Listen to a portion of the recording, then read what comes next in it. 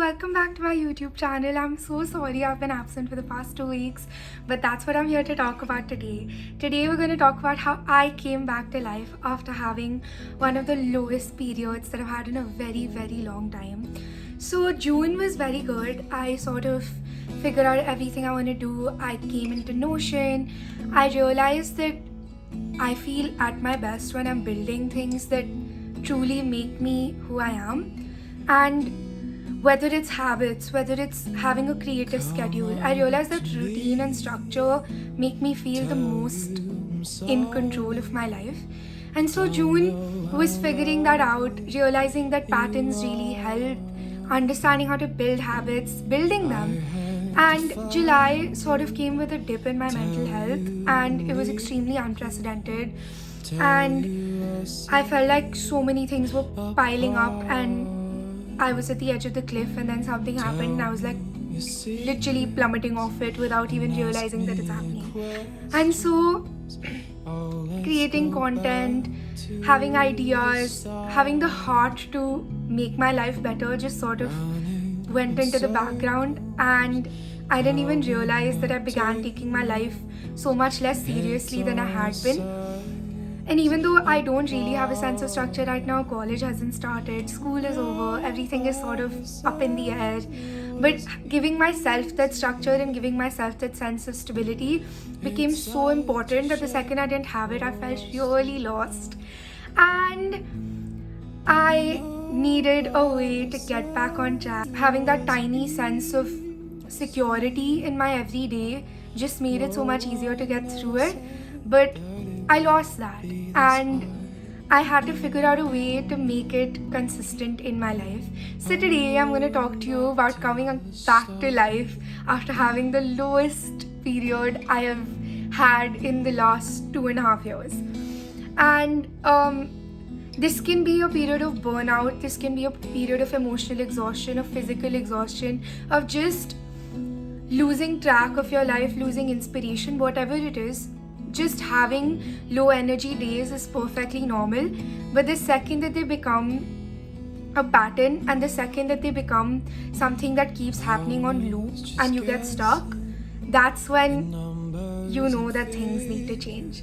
So let's get on into my tips and tricks and realizations of going through the low days. Okay, so the first thing is that the second you realize that you're having a pattern and the second you realize that you're slipping back into it, reflect. It sounds like a very vague word and everyone keeps telling you to do it, but I'm going to tell you how to do it. So the first step is to understand your reaction. That's the last thing that happens, right? So if today I realize that I'm at my peak level of emotional exhaustion when I start getting triggered really easily, I start getting overstimulated, I start snapping at people. So realize your reactions, understand how frequently they've been happening, then go into the stimuli. What triggered those actions? What triggered you to react that way? Like for me, when I'm emotionally overwhelmed, I get overstimulated by tiny things. If someone's clicking the pen too loudly or if someone's tapping their feet. And it's a very random thing to have a reaction on, but it annoys me to my core. I don't understand it. So understanding that the triggers are so similar to each other. So understand your stimuli. What is actually happening for you to react the way you're reacting? And then go back to the root. Understand the cause of why you're reacting that way. Just reflecting on the fact that there has to be a deeper root cause, whether it's a core belief that you have. It can be something like, okay, so I'll give you an example. If you don't score well, right, that's something that's happened very peripherally. But linking that back to your core belief, oh, I don't score well, which means that I'm a failure, or I'm not worthy of being loved, or I'm never going to be successful. Those are things that we've been ingrained to believe since we were babies, or something that we picked up on, and now we don't understand how to get it out. So understanding the core beliefs that really, really bother you or that have become a part of you are very important. For the longest time, I had a core belief that I'm not worthy of being loved if I don't have material achievements. And I'm still struggling to sort of break it down and unlearn it. Today, me believing that I'm not worthy of being loved just because I'm not achieving anything in the material world stems from somewhere. It stems from personal expectations, from societal expectations. But at the end of the day, it's baseless because I am loved even when I don't have material achievements. So constantly reminding ourselves that that's just my inner child talking, that's just something I learned when I was a baby and it's coming back to me over and over again. That's something that's very important. So that's step one: reaction, stimuli, and the root. Secondly, be kind to yourself. It seems really difficult in a world where we're constantly rushing and wanting to achieve things, but talk to yourself like you're a baby, like you're a 2-year-old who has no sense of the world, especially on your low days. Treat yourself like that because you are the only person who can be compassionate to yourself, because you're the only person who understands the intensity of what you're going through. So give yourself the time and the space to go through it slowly, piece by piece, and rest. And understanding and treating yourself like someone you love so deeply, whether it's your partner, whether it's your parents, whether it's your siblings, whether it's your best friends. Treating yourself like you would treat someone you love in that situation. Be kind to yourself, treat yourself compassionately, and allow yourself to live life a little slower than you're used to. Thirdly, do nothing but make the most of it. Do nothing, but don't consciously think about all the things you have to do. You know what? If that's really bothering you, if you have a pile of work and you have so many things you want to do and achieve, and you have this huge to-do list, brain dump it. Take a sheet of paper, completely empty. Start writing everything that's bothering you. Whether it's work you have to complete, projects you have to submit on time, your feelings, whatever it is, and just dump it out there. Type it, dictate it, do it in a voice note. Just understanding patterns and understanding solutions to your problems, all of that happens very easily when everything's right in front of you. Just take it out of your head and then allow yourself to effectively rest. And I have realized that most of the times when I'm resting, I'm just stressing about the things I have to do because I don't have the energy to do them, and then I get more demotivated because I don't have the energy to do them, but I'm still, it's a cycle, and you never really break out of it until you allow your mind and your body to take time off. So please allow yourself to rest effectively. Allow yourself to do nothing. Just give yourself a few days off. And if you can't afford that, slow your lifestyle down. Don't work 8 hours a day. Don't push yourself, because if you're working effectively and if you're resting effectively, you automatically occupy less time in your life. And that's something that's taken me a very, very long time to realize. Fourthly, you don't even have to make the most of it. I know this sounds like horrible advice, but when I was going through this period in the past 3 weeks, I didn't have the energy to do anything, right? I just felt like lying down in bed all day, completely quit everything. And all I used to do was meet my friends and come back home, sleep, eat, binge watch something. And it felt like I'm wasting my time, and I constantly had this guilt over my head that, oh my god, I'm not doing anything, and I'm constantly letting go of my life, and I'm not living. And it was just this overwhelming pressure of not being good enough, which again is one of my core beliefs. And I realized that all of this time that I spent presumably doing nothing allowed all of the twisty, dark, disgusting muck to come out of my body. It's like you filled yourself with all of these negative thoughts and they don't really have an outlet. And the second you're thoughtlessly doing things, they slowly start seeping out.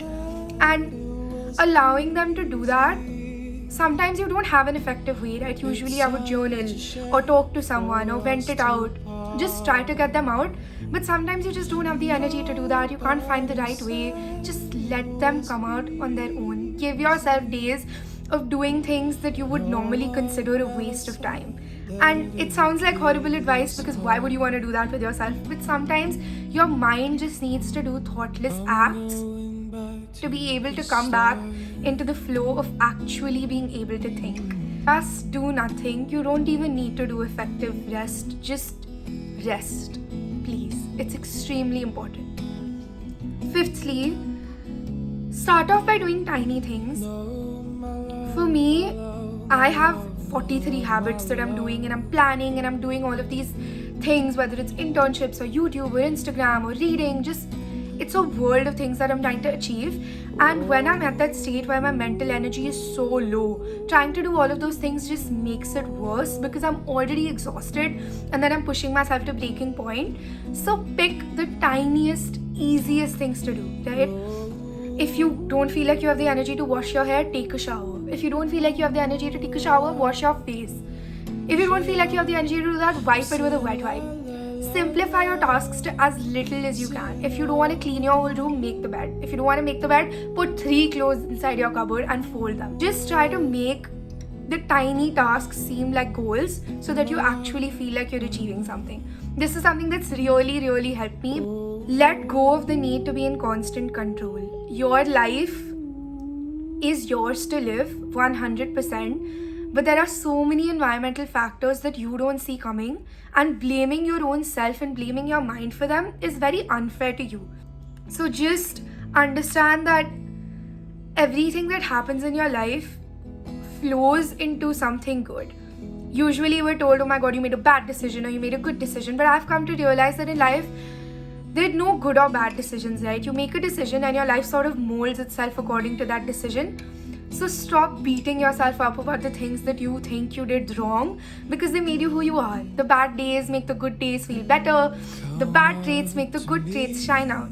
And understanding your negative patterns is very important, but blaming yourself for them just makes them come out in a worse light.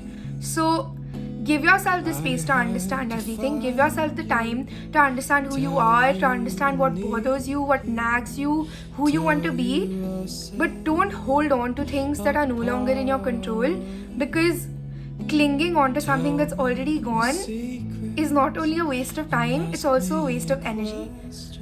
I think the main way I learned to slightly let go of the control is that I realized that I have managed to fix so many issues in my life, right? So I deserve to have a little bit of faith in my heart.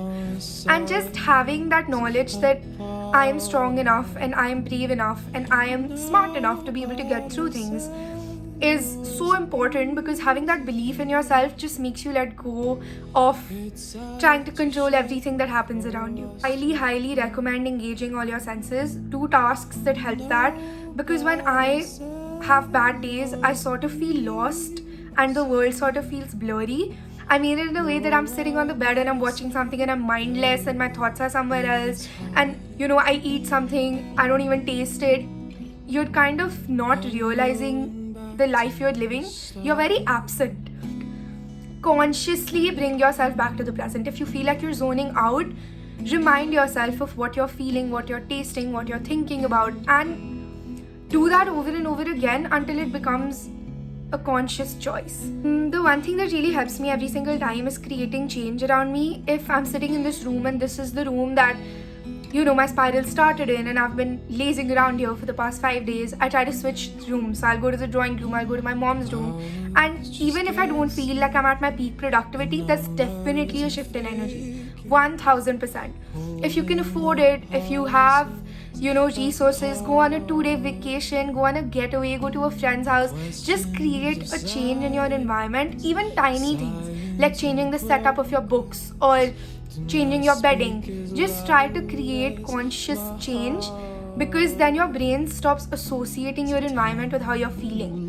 The one thing I really, really vouch for is surrounding yourself with love. And as much as I mean this in terms of people, please go ahead, spend time with your friends, spend time with your family, spend time with the people who truly bring you joy, because in these times you just need to be surrounded by people who have a higher energy than you. It's just about having people around you who have so much love inside them, who you want to give love to. That feeling is irreplaceable. I also mean it in terms of surrounding yourselves with things you love, whether it's lighting a candle of your favorite scent, or eating your favorite food, or watching a show you love, or reading a book you've been wanting to read. Just doing things that bring you joy, even when it's so hard to find it, reminds you that there are still things to be happy about and there are still things to feel excited about. So do that. Try to find things that you love and put them in your environment like reminders that, oh my god, you are loved and you deserve to be happy. Lastly, the one thing I 1000% every single time do is try to do something new. You're stuck in a rut, there's a pattern of things you don't understand, and engaging your senses in different ways and allowing your mind to reshift its focus is so important. If you've never painted before, try art. If you've never written before, try writing poetry. And it doesn't even need to be something that extreme. Just buy a new bedding that you thought you'd never like, or read a book that you thought you wouldn't enjoy, or go for a walk at a place you've never been to. Just do new things with your time, engage your mind in different ways. And the biggest thing to remember is that it passes. The bad days are just as important as the good days, and I feel like you learn to go through them so much more smoothly once you have the tools to be able to. And you know what, sometimes that's not even the case, right? I've been having horrible days even though I've gone through burnout before, and I know exactly what gets me out of it. It didn't work this time, and this time what I learned I would have never learned in the previous times. So having bad days isn't easy, and it isn't fun, and it isn't exciting, and sometimes it's really hard to take it as a lesson. But just know and trust and have faith that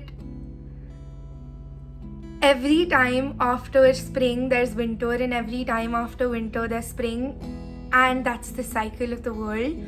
So you need to trust that if there's a winter, the spring will come. Remind yourself that you are loved, remind yourself that you are worthy, remind yourself that the bad days don't mean that your life is bad, they don't mean that there's something wrong with you. It is not your fault. If you need extra help, please go ahead, take it. I highly condone therapy. I think it's one of the best decisions you can take. So, your reminder that the bad days get better, the low days get higher, everything will be perfectly fine, 1000%. You just need to have faith in yourself, because you are strong and you are capable and you have done this before. So what's one more time? And thank you so much for watching. I'm so happy you guys are here, and that you loved me, and that you've given me so much kindness. And I'm grateful to have the opportunity to create for all of you. Thank you so much for loving everything I've been creating. And I love all of you so much. I have full faith that everyone is meant to do great things. Everyone has a higher purpose. Everyone is of significance to the world. So trust that you are loved in every situation.